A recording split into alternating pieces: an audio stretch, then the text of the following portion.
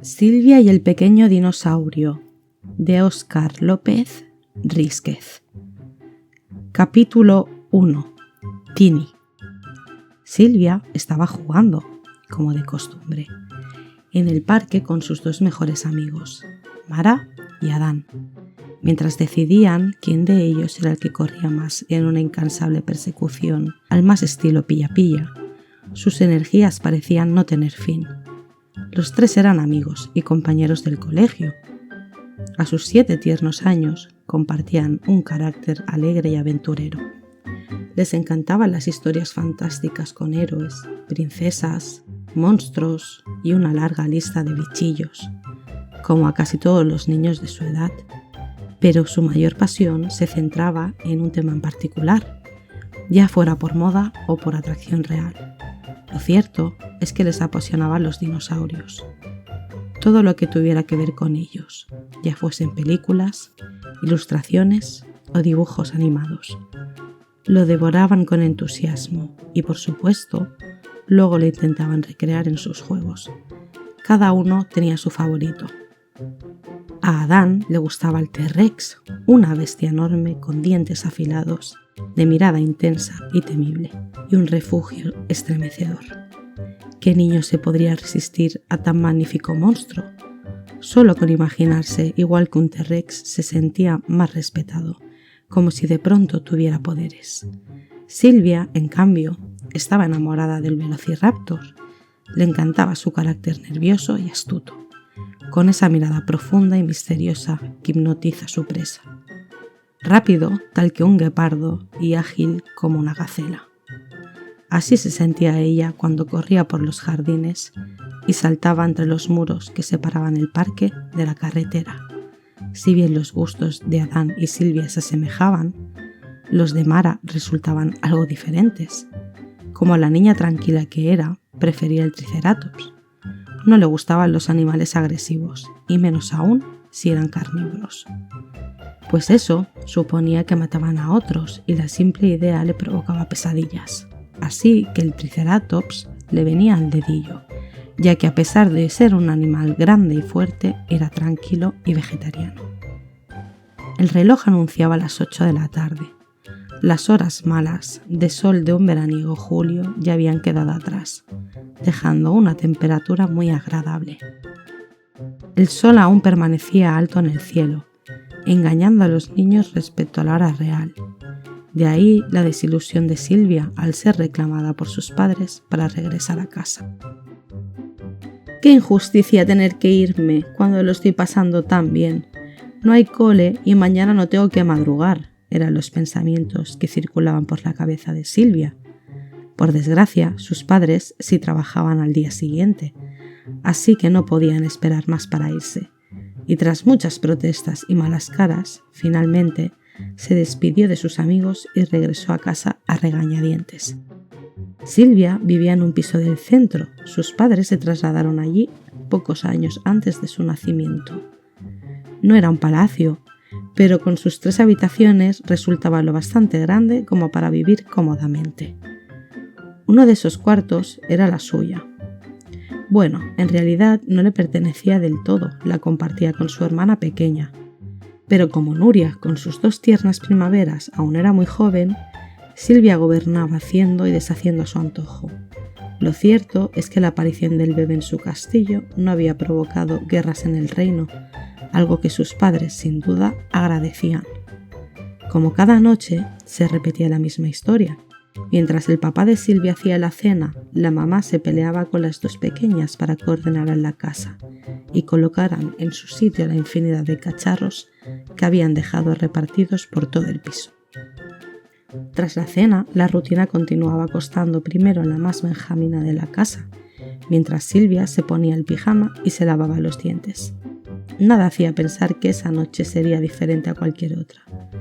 Antes de dar por finalizado el día e irse a la cama, faltaba el cuento que cada noche compartían juntos Silvia y sus padres.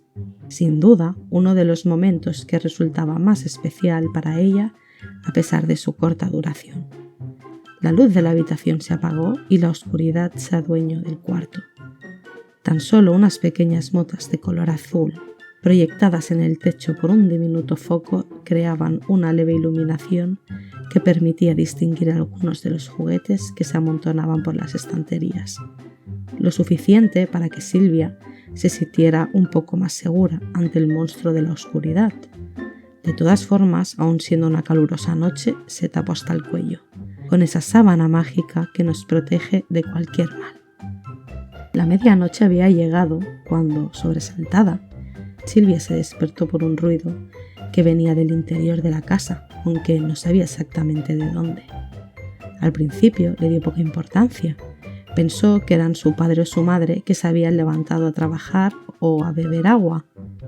Cambió de postura, buscando la más cómoda, e intentó dormirse otra vez, cuando se sobresaltó de nuevo por el mismo ruido. El miedo la empezó a invadir por momentos y los nervios le impedían recuperar el sueño. Confiaban que fueran sus padres los responsables del sonido que la estaba asustando. Empezaron a oírse unos crujidos similares a los que hace el parqué de madera cuando se camina por encima. El tiempo parecía que no pasaba, los minutos se estiraban más allá de lo normal. El miedo la tenía atrapada por completo, no sabía qué hacer. Una porción de ella quería investigar para intentar averiguar aquel misterio, pero la otra parte seguía creyendo en la protección de su sábana cubriéndola por completo. De pronto, un nuevo escalofrío recorrió su cuerpo entero. ¿Y si fuera lo que fuese, decidía entrar en su habitación? Su imaginación estaba descontrolada. Las ideas entraban y salían de su cabeza a un ritmo de locos. Continuar así era imposible. Necesitaba tranquilizarse, pero parecía que solo lo podía lograr si averiguaba el origen del ruido por sí misma. Una idea que no le resultaba demasiado atractiva. Después de mucho pensar, consiguió reunir el suficiente valor como para salir de la cama y acercarse a la puerta a observar.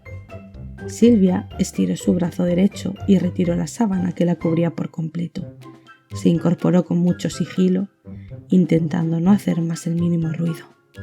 Deslizó sus piernas fuera de la cama, hasta notar el parque con sus pies y se levantó por completo, muy despacio. No quería despertar a su hermana, que estaba durmiendo muy cerca de ella. Caminó en silencio, con pasos lentos, hasta situarse justo delante de la puerta de la habitación. Se detuvo e intentó escuchar cualquier ruido que le explicara lo que podía encontrarse detrás. Después de esperar un buen rato, se convenció de que no había nada y lanzó su mano en busca de la maneta para abrir la puerta. El cerrojo crujió, con un sonido grave que hizo que Silvia se asustara. Tenía miedo de ser descubierta. Lo intentó de nuevo, esta vez con mucha más delicadeza y a cámara lenta, pero el crujido reapareció otra vez. Estaba claro que era inevitable hacer algo de ruido si quería abrir la puerta. Silvia dio un débil tirón hacia atrás y empezó a penetrar una leve claridad en la habitación. Por esa pequeña apertura asomó uno de sus ojitos, intentando distinguir quién estaba entre las sombras. Reconoció por completo el pasillo y mientras observaba con atención, pudo ver cómo algo se deslizaba por el salón. No tenía claro lo que había visto, pero una cosa sí que era seguro. No podían ser sus padres, ya que ellos no se moverían de esa manera por casa y a esas horas y a oscuras. Entonces, ¿qué o quién se había colado en el salón y qué intenciones tenía? Era un gran misterio. Pensó que si se abría rápido la puerta, quizás le daría tiempo de llegar a la habitación de sus padres y refugiarse allí. Era el cuarto más seguro, pues papá y mamá la protegerían de cualquier peligro. Pero entonces dejaría a Nuria sola e indefensa frente a lo que fuera que acechaba por casa. No podía dejarla desprotegida. Era la hermana mayor y tenía que protegerla.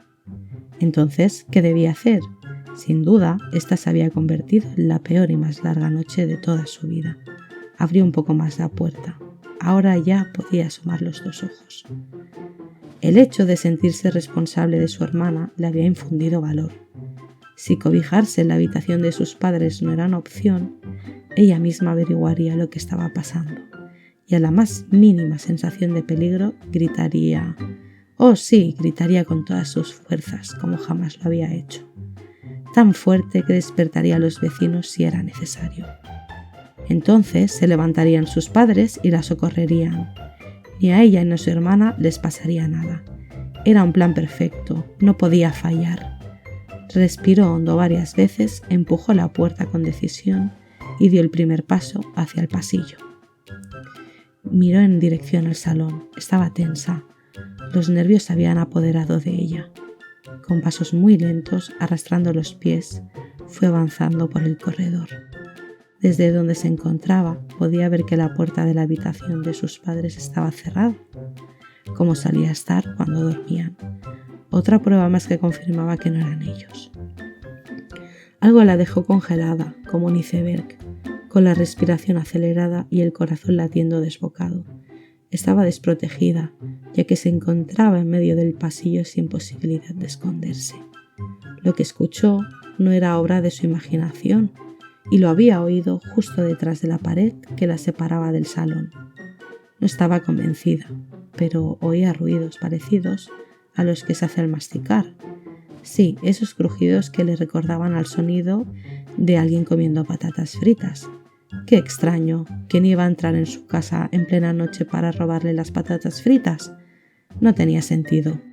Se dio cuenta de que ahí, quieta, inmóvil, no hacía absolutamente nada. Así que o avanzaba y descubría de una vez qué estaba sucediendo, o regresaba a la habitación y se escondía bajo sus sábanas, con la esperanza de que esa pesadilla terminase. Decidió que tenía que averiguarlo. No podía quedarse con la intriga y avanzó en dirección al salón. Ya solo faltaban unos pasos para alcanzarlo, y se podía distinguir una parte de él. Las pupilas de Silvia estaban adaptadas a la oscuridad, después de tanto rato en la penumbra, y eso le ayudaba mucho a distinguir formas. Al fin llegó y giró la cabeza en la dirección de los extraños ruidos. Unos ojos blancos y grandes la miraron de forma curiosa, casi sin parpadear. No eran humanos ni de nada que ella hubiera visto jamás, y eso la aterró aún más. Quiso chillar con toda su alma, pero ningún sonido escapó de su garganta. No podía gritar ni correr. No tenía control de su propio cuerpo. El miedo era tan grande que no le dejaba reaccionar. Lo más terrorífico era que podía reconocer a la perfección la silueta de lo que estaba viendo, aunque todo lo que había leído y escuchado le decía que era imposible. Tenía delante un velociraptor, una bestia del Cretácico que hacía más de 65 millones de años que se había extinguido, o por lo menos eso es lo que decía Google.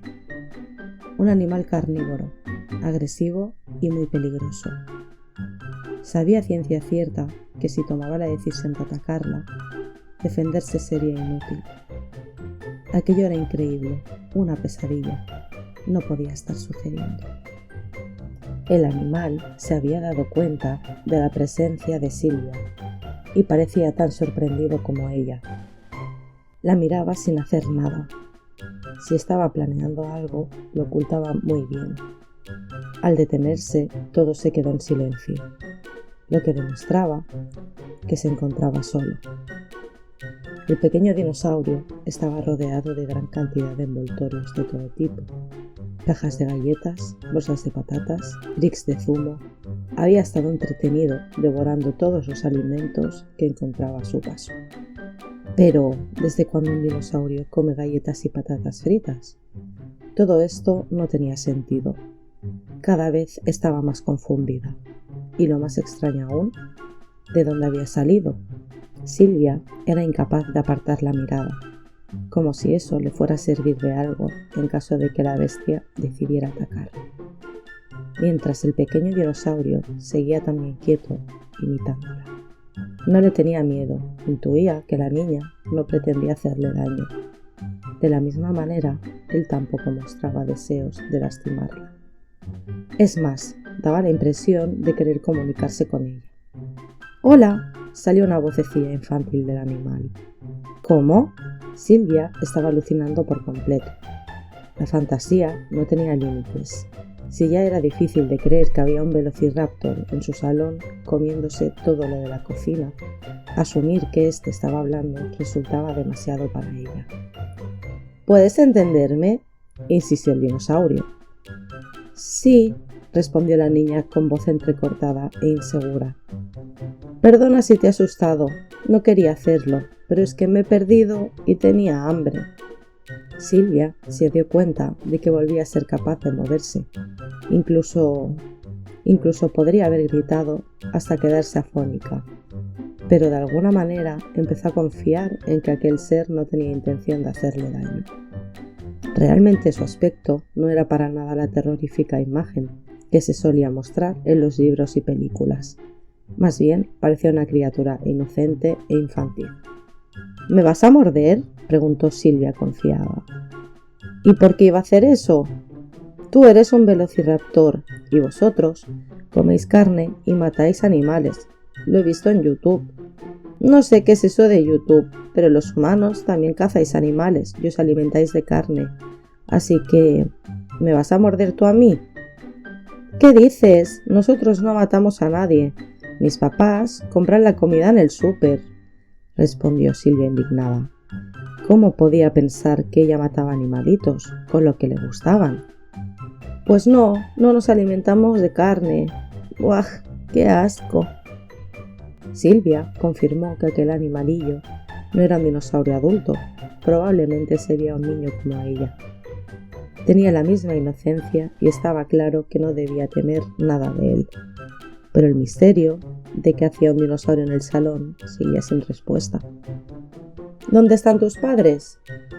No lo sé, respondió el animalillo bajando la cabeza con tristeza. ¿Y cómo has llegado a mi casa? Pues con magia.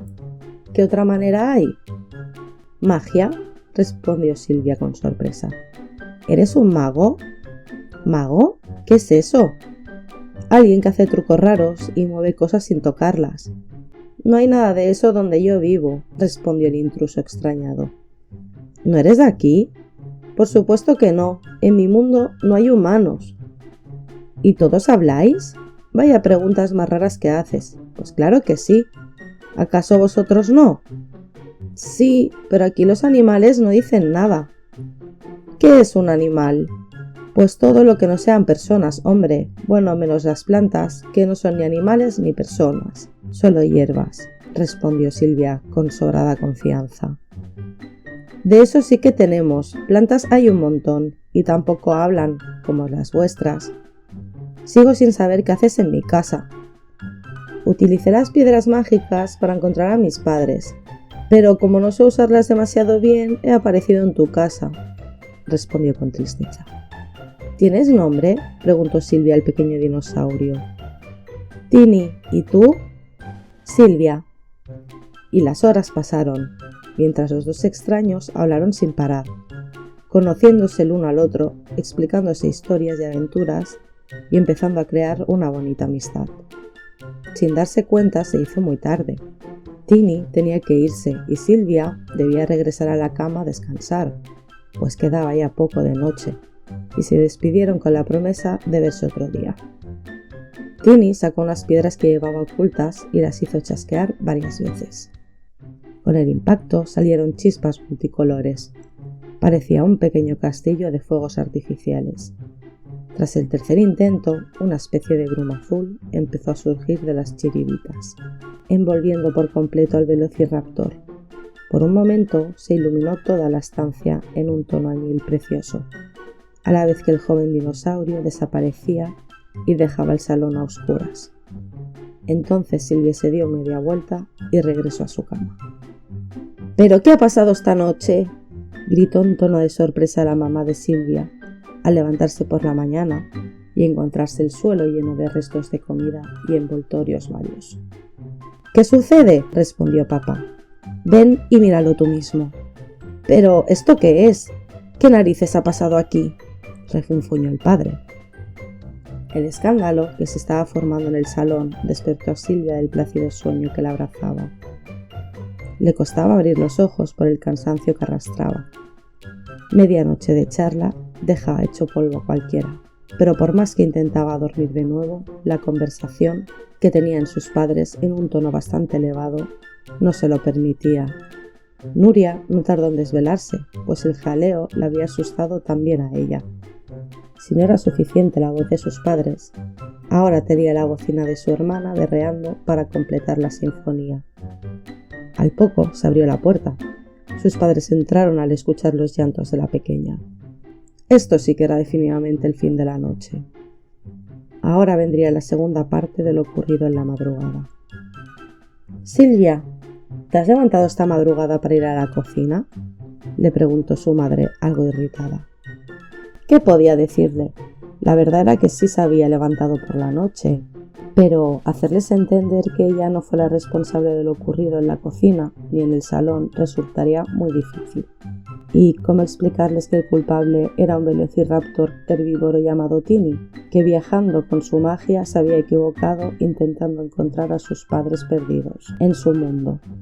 Ya había terminado en su casa comiéndose todo lo que había encontrado. No la creerían jamás y, lo que es peor, se enfadarían aún más pensando que les estaba tratando de engañar. «Silvia, responde, tu madre te ha hecho una pregunta».